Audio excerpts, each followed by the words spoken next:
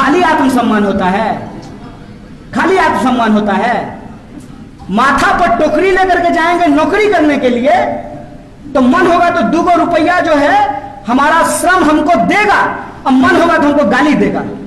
देखिए कश्मीर में गोली दे रहा है, कौन लेगा इसकी जिम्मेवारी भाई?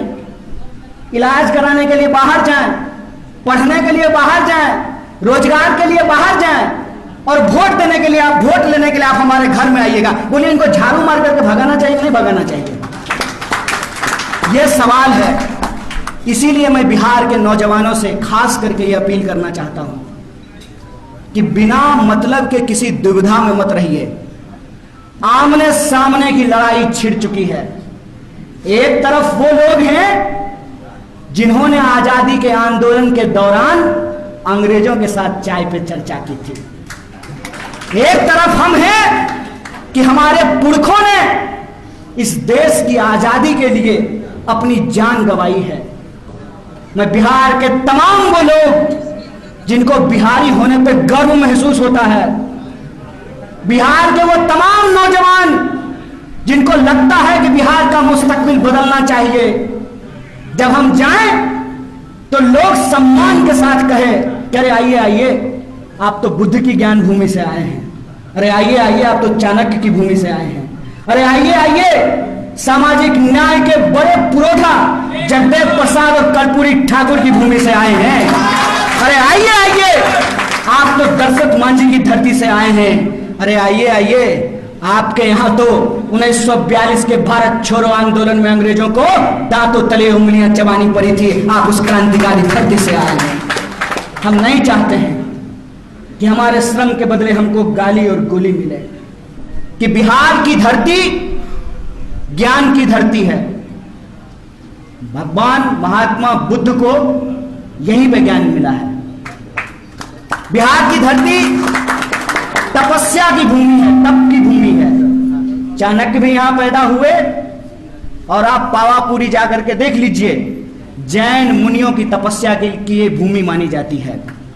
और बिहार की धरती परिश्रम की भूमि है, ज्ञान, तपस्या और परिश्रम की भूमि है बिहार।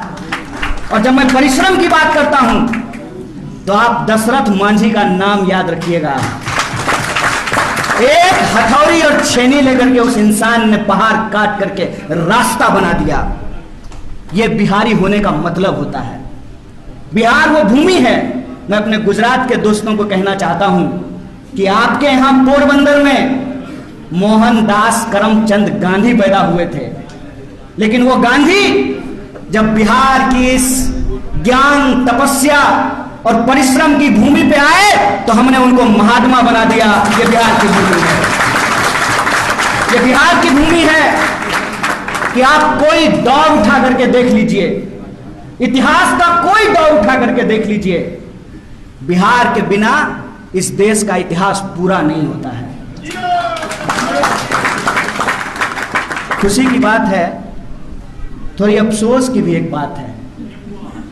कल श्री बाबू की जयंती थी। श्री बाबू ने जो है एक रिकॉर्ड बनाया था सबसे ज्यादा दिनों तक मुख्यमंत्री होने का। श्री बाबू जो काम करके चले गए, उनका रिकॉर्ड अभी तक बीट नहीं हो पाया है। और हमारे कुछ दोस्त पूछते हैं कि बिहार को कांग्रेस पार्टी ने क्या दिया? बिहार को बिहार कांग्रेस पार्टी ने बनाया। इस बात को हमको गर्व से स्वीकार करना है। और आज हमारी सबसे बड़ी चुनौती क्या है? विश्वास कीजिए हम पर, भारत का कोई ऐसा हिस्सा नहीं है जहां हम गए नहीं हैं। एक साथ दोनों बात लोग बोलते हैं, कहते हैं कि बिहार के लोग बड़े परिश्रमी होते हैं। हम कहते हैं हाँ भाई, तुम्हारा गंदगी उठाते हैं, तुम्हारा ठेला चलाते हैं, तुम्हारी फैक्ट्रियों में काम करते हैं, तुम्हारा घर साफ करते हैं, तुम्हारी सड़कें बनाते हैं, तुम्हारी बिल्डिंगें बनाते हैं। गाली तो देते ही हो, जब मौका मिलता है गोली भी मार देते हो। मैं बिहार की इस जनता से यही कहना चाहता हूं कि बिहार के उस इतिहास का पुनर्जागरण हमको करना पड़ेगा। और बिहारी होने का मतलब गाली नहीं, गौरव है। यह हमको पुनर्स्थापित करना होगा। यही हमारी आज की लड़ाई है। कई साथियों ने कहा कि कैसे करेंगे, कैसे होगा ये। तो मैं एक बात उनको कहना चाहता हूं कि जो पार्टी इस देश को आजादी दिलाई है, वो पार्टी ही इस देश की आजादी को बचा भी सकती है। इस बात को अपने दिमाग में डाल लीजिए। इस बात को हम तमाम लोगों को समझ लेना होगा। जात और धर्म के नाम पे समाज का बंटवारा दरअसल इस देश की जो आम आवाम है, उनके हक हुकूक को छीनने और मारने की साजिश है। यह बात हमको समझना पड़ेगा। सामाजिक न्याय के साथ साथ हमको सामाजिक एकता की जरूरत है। यह बात हमको अपने दिमाग में डालना पड़ेगा।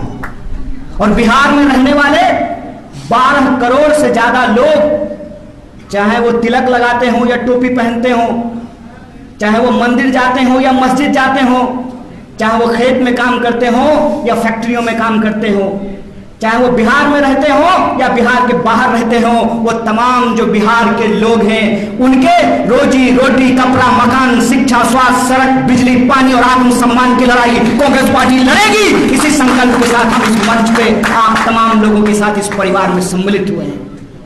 एक साथी ने हमको कहा कैसे कीजिएगा, तो हमने कहा अपने दोनों दोस्तों की तरफ इशारा करके कि देखिए हार्दिक की तरफ, देखिए जिग्नेश की तरफ और देखिए हमारी तरफ। कोई पृष्ठभूमि है, कोई पृष्ठभूमि है, कोई परिवार में ऐसा है जिसका नाम लेकर के हम लोग राजनीति कर सकें? है कोई हमारा इतिहास? हम आपकी तरह एक साधारण इंसान का बच्चा है। हम तीनों का कोई पृष्ठभूमि नहीं है। प्रश्न ये उठता है कि हम कांग्रेस पार्टी में क्यों आए हैं। हम कांग्रेस पार्टी में इसलिए आए हैं कि गर्व के साथ हम आपको इस मंच से खड़ा होकर के बोलते हैं, जिसके जिसके पास बाबूजी का थाती है ना, सब अपने अपने छाती में उसको लपेट लिया है। कोई बांटने के लिए तैयार नहीं है। एकमात्र नेता श्री राहुल गांधी, और ये मेरा व्यक्तिगत अनुभव नहीं है, हमारे जैसे पृष्ठभूमि वाले 2 और आंदोलन से निकले हुए नेता यहां बैठे हुए, उनसे पूछ लीजिएगा। एकमात्र नेता राहुल गांधी जो हाथ बांह फैला करके हम जैसे पृष्ठभूमि वाले लोगों को गले लगाते हैं। इसलिए हम इस पार्टी में आए हैं। हम इसलिए इस पार्टी में आए हैं कि इस पार्टी में वो सहिष्णुता है। इस पार्टी में वो सहिष्णुता है कि आप जय भीम भी बोल सकते हैं और जय सरदार भी बोल सकते हैं। 2 नेता बैठे हुए हैं, जय सरदार भी बोल सकते हैं, जय भीम भी बोल सकते हैं, जय हिंद भी बोल सकते हैं। ये इस पार्टी की खासियत है। सचमुच अगर आप भारत को समझते हैं तो भारत एक ऐसी भूमि है, इसकी संस्कृति ऐसी है कि हम सबको लेकर के चलते हैं। इसीलिए तो कहते हैं कि यह विविधता में एकता वाला देश है।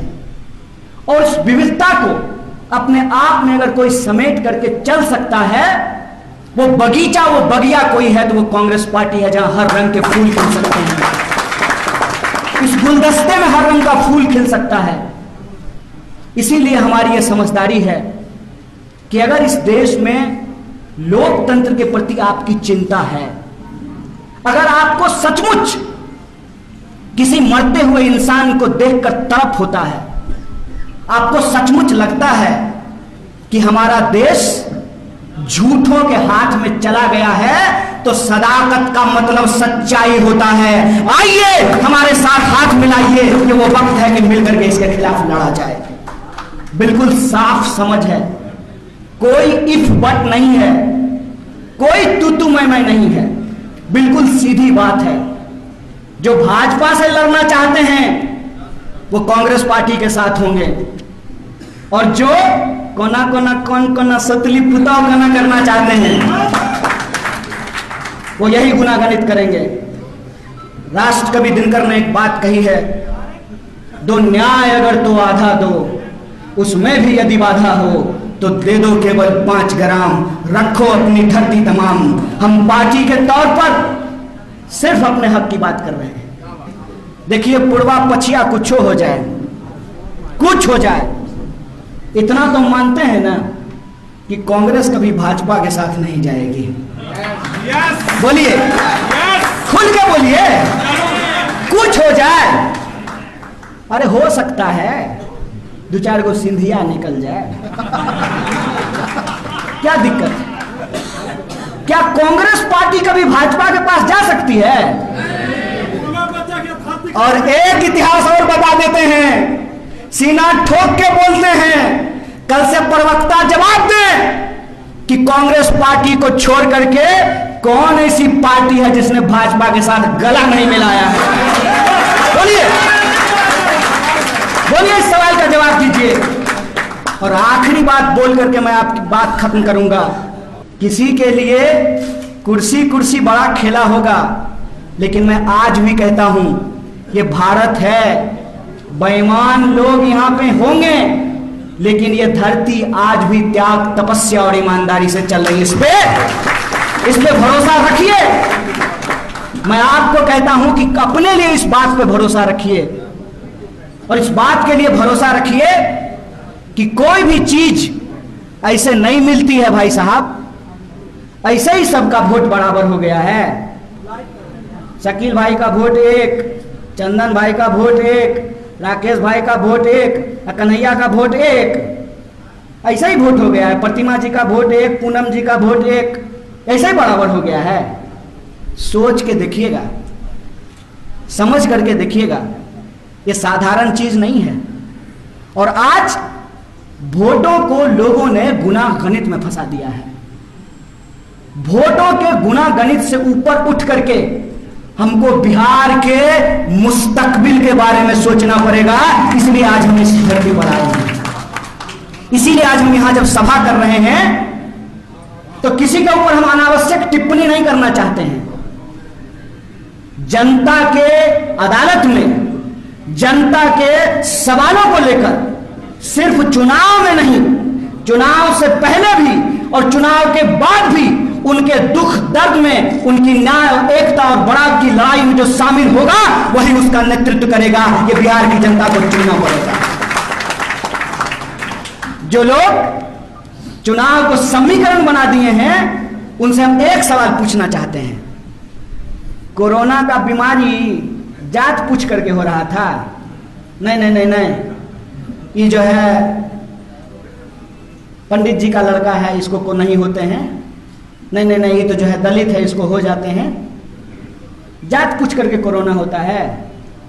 डेंगू का मच्छर आपके कान के पास आता है, पहले आपका उपनाम पूछता है, बताओ कौन जात हो, कौन जात, उसके बाद काटता है। कब तक पूर्वक बनाइएगा जी, कब तक पूर्वक बनाइएगा? कांग्रेस पार्टी नहीं है सत्ता में, बिहार की सत्ता में कांग्रेस पार्टी नहीं है। कांग्रेस पार्टी से जिन लोगों ने सत्ता छीनी थी, बिहार की जनता जब उनके घर पे जाते हैं लोग वोट मांगने के लिए, तो पूछे ना कि बताओ क्या दिए हो हमको 30 साल में। ये सवाल उनसे पूछना चाहिए, नहीं पूछना चाहिए। आज दिन है अशफाक उल्लाह खान का।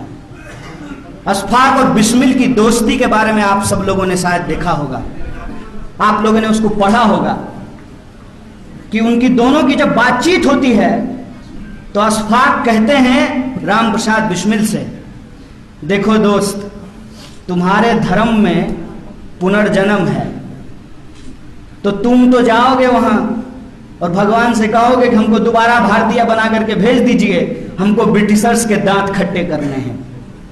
हमारे धर्म में पुनर्जन्म नहीं होता है, लेकिन अगर मैं जन्नत जाऊं, अल्लाह से हमारी मुलाकात हो, तो मैं उनको कहूंगा कि एक बार और हमको भारत भेज दीजिए। ये भारत है जहां एक खान एक ब्राह्मण के साथ मिलकर के कहता है, सरफरोशी की तमन्ना अब हमारे दिल में है, देखना है जोर कितना बाजू में खाते हैं। ये जो एकता है, इसीलिए मैं आप तमाम नौजवानों से अपील करता हूं कि इस पार्टी के साथ जुड़िए और हम इतिहास बदल करके दिखाएंगे। वह पथ क्या, पथिक कुशलता क्या, जिस पथ में बिखरे शून्य न हो, नाविक की धैर्य परीक्षा क्या जब धाराएं प्रतिकूल न हो। ये मैं आप तमाम लोगों से अपील करने के लिए आया हूं। आज इस देश की आजादी अगर खतरे में है तो इस देश की सबसे पुरानी पार्टी जिसने लाखों लोगों की कुर्बानियां देकर इस देश को आजाद कराया था, उसकी आजादी को भी ये पार्टी बचाएगी। इसी संकल्प के साथ कि मिलकर के हम लड़ेंगे, इस संघर्ष को आगे बढ़ाएंगे और इस लड़ाई को हम जरूर जीतेंगे। और आखिरी बात, आखिरी चीज, किसी की लकीर मिटानी नहीं है भाई। कुछ लोग होते हैं कि दूसरे की लकीर मिटाते रहते हैं। हम आशावादी लोग हैं, किसान परिवार में पैदा लिए हैं। हम लोग किसी की लकीर मिटाएंगे नहीं, अपनी लकीर खींच कर दिखाएंगे, नया बिहार बनाकर दिखाएंगे। बहुत बहुत शुक्रिया, बहुत बहुत धन्यवाद।